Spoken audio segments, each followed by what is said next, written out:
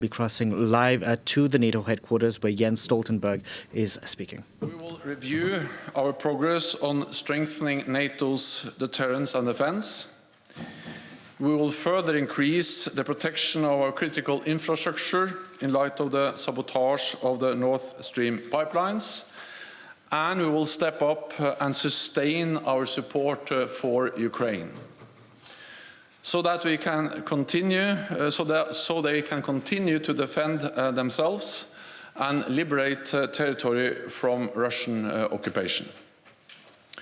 Ukraine has the momentum and continues to make significant gains, while Russia is increasingly resorting to horrific and indiscriminate attacks on civilians and critical infrastructure. President Putin is failing in Ukraine. His attempted annexations, partial mobilization, and reckless nuclear rhetoric represents the most significant escalation since the start of the war. And they show that this war is not going as planned. NATO is not party to the conflict, but our support is playing a key role. Support for Ukraine's sovereignty and self-defense. Ukraine's Defense Minister, Oleksiy Reznikov, will join us tomorrow, both for the US-led contact group for Ukraine and for a dinner with NATO ministers. Together, we will address Ukraine's urgent needs. I welcome the recent announcements by allies to provide more advanced air defense systems and other capabilities to Ukraine, and I look forward to further deliveries. Our message is clear. NATO stands with Ukraine for as long as it takes. President Putin started this war. He must end it by withdrawing his forces from Ukraine. And President Lukashenko should stop the complicity of Belarus in this illegal conflict. On Thursday, I will chair a regular meeting of the Nuclear Planning Group. The fundamental purpose of NATO's nuclear deterrent has always been to preserve peace, prevent coercion, and deter aggression. Next week, NATO will hold its long-planned deterrence exercise, Steadfast Noon. This is routine training, which happens every year, to keep our deterrent safe, secure, and effective. President Putin's veiled nuclear threats are dangerous and irresponsible. Russia knows that the nuclear war cannot be won and must never be fought. We are closely monitoring Russia's nuclear forces. We have not seen any changes in Russia's posture, but we remain vigilant. At the Madrid summit in June, NATO leaders decided a fundamental shift in our defense and deterrence to respond to the new security reality. We have doubled the number of NATO battle groups in the east of the alliance. They can be scaled up quickly to brigade size. We are also increasing the number of our high readiness forces. At this ministerial, we will take decisions to increase our stockpiles of munitions and equipment, to speed up the delivery of capabilities, and to use the NATO defense planning process to provide industry with the long-term demand they need to boost production. We will also address the protection of critical infrastructure. NATO has been working on this for many years. And following the sabotage of the Nord Stream pipelines, we have further enhanced our vigilance across all domains. We have doubled our presence in the Baltic and North Seas to over 30 ships, supported by maritime patrol aircraft and undersea capabilities. These efforts are closely coordinated by NATO's Maritime Command. Allies are also increasing security around key installations and stepping up intelligence and intelligence sharing. We will take further steps to strengthen our resilience and protect our critical infrastructure. Any deliberate attack against allies' critical infrastructure would be met with a united and determined response. Our final session will focus on NATO's missions and operations, from Kosovo to Iraq. We will be joined by EU High Representative Borrell, because NATO and the European Union face the same security challenges. We have a difficult winter ahead, so it's even more important that North America and Europe continue to stand united in support for Ukraine and in defense of our people. And with that, I'm ready to take your questions. We'll start at the very top with Deutsche Welle, NPR. Thank you. Mr. Secretary-General, you said that you will be making decisions at this meeting about how to increase national stockpiles and keep your arsenals full while supplying more to Ukraine. But for example, with the air defense, the air-to-air missile system that Germany is sending, that was something that Germany was expecting to order for itself. Estonia has sent its entire shipment of javelins to Ukraine. So are you worried that while allies are supplying Ukraine with everything they can, they are leaving themselves unprotected at home? And what will be your deliverables out of this meeting that will change that in terms of manufacturing processes and streamlining this? Thank you. So, NATO allies have provided unprecedented support to Ukraine with capabilities, weapons, ammunition, different types of military support. And that is something, of course, we welcome, and we have encouraged this from NATO ever since the invasion started. Actually, we did that before the invasion. We have to remember that NATO allies have provided support to Ukraine since 2014, including training tens of thousands of Ukrainian officers, soldiers, which are now playing a key role in the defense against the Russian aggression against Ukraine. But after the invasion, allies stepped up. And of course, very much of the support that NATO allies have provided, the javelins, the air defense systems, the ammunition they have provided to Ukraine, that has been taken from existing stocks. So by doing that, they have reduced their stocks. But that has been the right thing to do, because it is important for all of us that Ukraine wins the battle, the war against the invading Russian forces. Because if Putin wins, that is not only a big defeat for the Ukrainians, but it will be defeat and dangerous for all of us, because it will make the world more dangerous, and it will make us more vulnerable for further Russian aggression. So that's the reason why we have used NATO stocks in NATO allied countries, to provide support to Ukraine. But of course, the longer this war drags on, the more important it is that we also then are able to replenish these stocks. And that's exactly why we now are addressing how can we ramp up production, so we can produce more, both to replenish stocks, but also to continue to support Ukraine.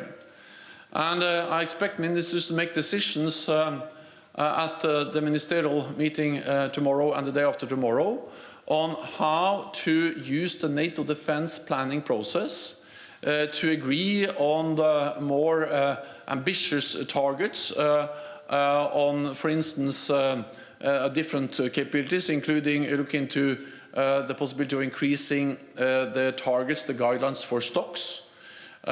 This will provide the industry with the long-term demand they need to invest in new production capabilities, because they have been able to increase production partly by utilizing existing production capacity more, but to really ramp up production, they need to make new investments.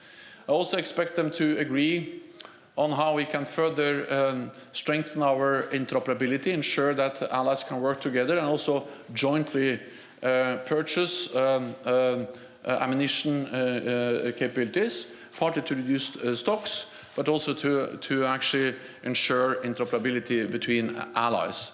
And the unique NATO defense planning process is, I think, the best tool to ensure that allies are coordinated and actually provide the long-term demand messages to industry to ramp up production.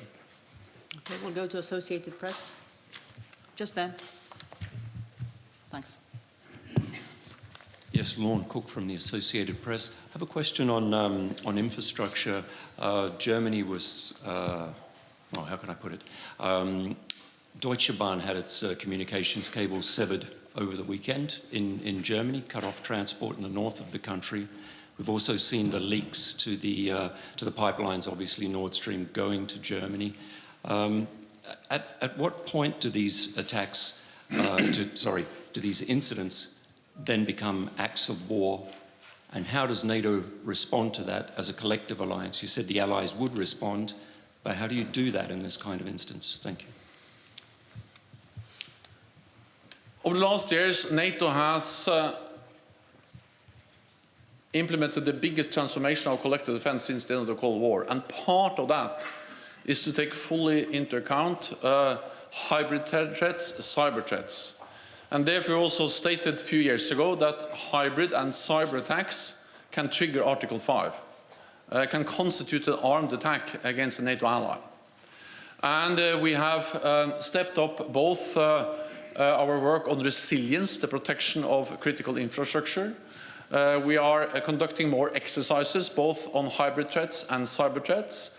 And we are exchanging best practices and have also agreed guidelines on the protection of the critical infrastructure. All of this is about protecting, for instance, undersea capabilities or undersea infrastructure, pipelines, cables, but also, of course, energy grids, energy production, transportation infrastructure. Of course, I cannot comment on those specific incidents because there are ongoing investigations. And I think we need to await the outcome of this investigation before we make any final judgment. But in general, I can say that, of course, we are closely monitoring every incident that may constitute a hybrid or cyber attack against NATO allies.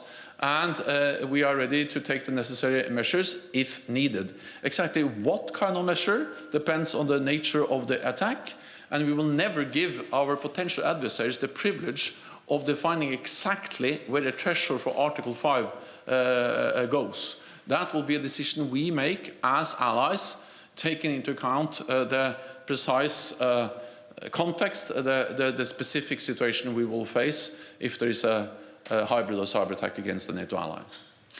Interfax Ukraine, lady in the middle there.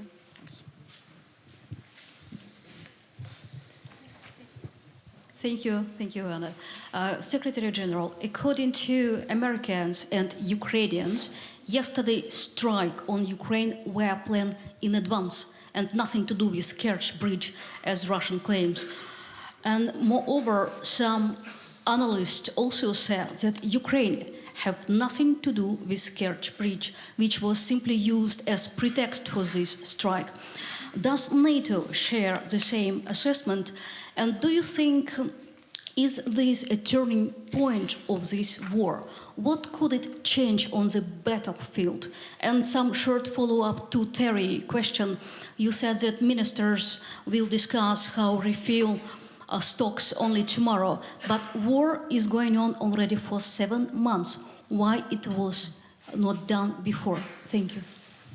So first, we have already, of course, started the dialogue with the industry and with the different allies on how to ramp up production and refill or replenish our stocks.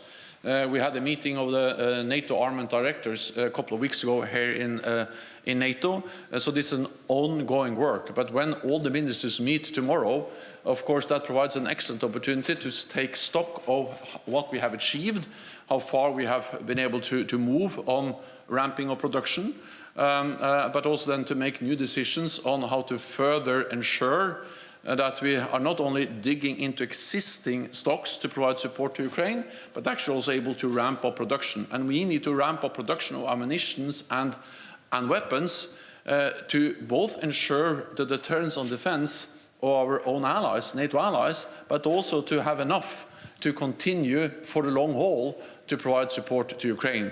But just to prevent any misunderstanding, this work doesn't start now. It has been going on for some time, but of course the longer the war in Ukraine continues, this work on with the industry becomes more and more important because then they need the decisions, they need the NATO defense planning process, decisions, capability targets, to be sure that actually they can make the necessary investments to be able to produce more. Then if the question was about how the attacks yesterday will change the situation on the battlefield, I think what we saw yesterday is actually a sign of weakness. Because the reality is that they are not able to make progress on the battlefield. Russia is actually losing on the battlefield. They are giving up territory because they don't have the capabilities to stop the Ukrainian forces making advances. So the way they're able to then respond is by indiscriminate attacks on Ukrainian cities, hitting civilians, critical infrastructure, and of course this causes suffering, damage on Ukraine, but in many ways it actually reflects the lack of alternatives for President Putin. They are losing ground, they have lost the momentum, and then they have to revert to missile strikes and air strikes in the way we saw yesterday and actually also today. Then the first question I will... This attack was planned in advance. Yeah, well, so Russia has conducted the similar attacks earlier in the war. We have seen, of course, there is some time since we have seen similar attacks against Kyiv and some of the cities in the western part of the country, but we have seen attacks against cities in Kherson, in Zaporizhzhia, in other parts of Ukraine actually quite regularly. So they have these capabilities. Exactly when these attacks were planned, I will not go into, but the reality is that it doesn't change the nature of the attack. These are attacks against cities, civilians are killed, civilian infrastructure is targeted, and this is unacceptable, and this is something which goes against international law. Financial Times.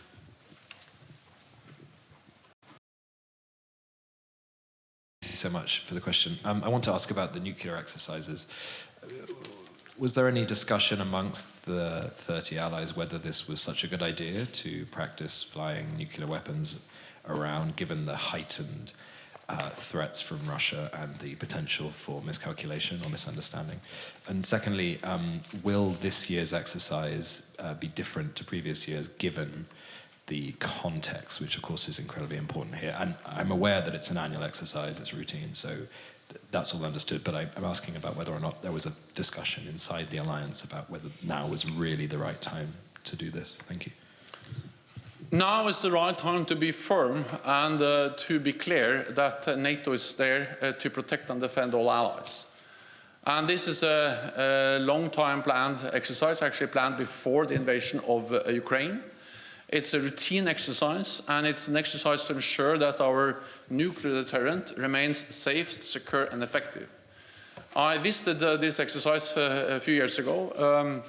We have been open about the exercise, and I think it would send a very wrong signal if we suddenly now cancelled a routine, long-time planned exercise because of the war in Ukraine. That would be absolutely the wrong signal to send.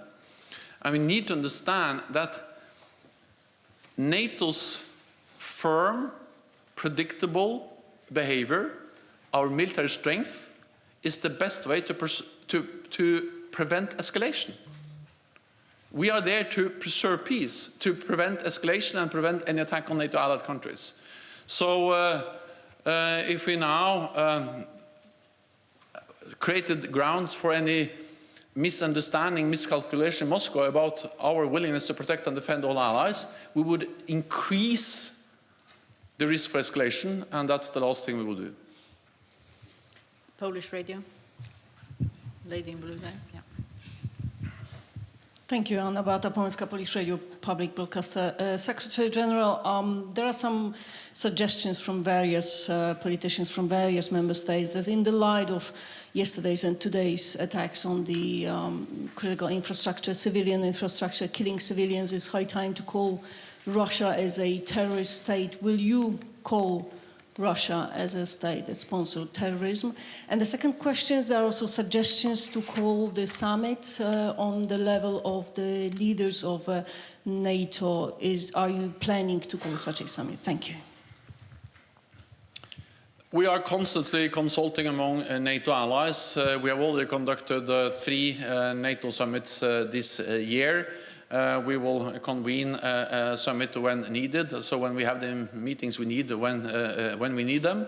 And we are constantly assessing also the need to then convene yet another summit to ensure that we have consultations and the right messages from NATO at all levels. We will have a ministerial meeting this week, and that provides a good opportunity to send a clear message, and then we will make decisions on potential summit when we think the time is right. Then on the nature of the war. Well, this is an illegal invasion of another country. This is a clear violation of international law. Russia invaded a sovereign independent nation, violated its territorial integrity and sovereignty. That actually didn't start in 2022 or in February this year. It started in 2014. But of course they scaled up their aggressive actions against Ukraine in February, and they have violated international law in a blatant way. And we've also seen horrendous and horrific attacks against civilians. We have seen the reports from Bucha, from many other places in Ukraine. And the important thing now is that all facts are made available, that we have thorough investigations. NATO allies support the ongoing investigations, and that those responsible are held accountable for these atrocities. We'll go to Frankfurt Allgemeine.